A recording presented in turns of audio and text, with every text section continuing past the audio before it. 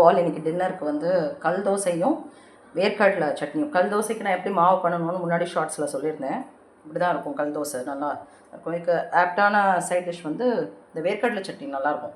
இது எப்படி பண்ணணும்னா, ரோஸ்டட் வேர்க்கடலையாக இருந்தாலும் அந்த தோலெல்லாம் எடுத்துகிட்டு ஒரு வாட்டி ட்ரை ரோஸ்ட் பண்ணிக்கணும்.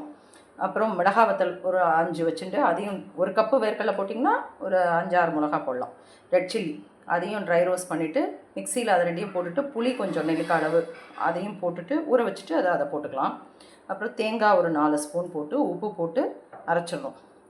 இது வந்து புளிப்பு காரமாக இது இந்த வேர்க்கடலை சட்னி ரொம்ப டேஸ்ட்டாக இருக்கும். ட்ரை பண்ணி பாருங்கள். இந்த கல் தோசைக்கு வந்து கடப்பா கூட நல்லாயிருக்கும். அது நாளைக்கு நான் பண்ணி காட்டுறேன். ஸோ இதை ட்ரை பண்ணி பாருங்கள், ரொம்ப நல்லாயிருக்கும். இதுக்கு வந்து இந்த கல் தோசை வந்து ரொம்ப சாஃப்ட் அண்ட் ஸ்பாஞ்சி தோசைன்னு சொல்லலாம். அது ஒரு சைட் தான் நம்ம இது போடுவோம், ஃப்ளிப் பண்ண மாட்டோம். நல்லாயிருக்கும், ட்ரை பண்ணுங்கள். தேங்க்யூ.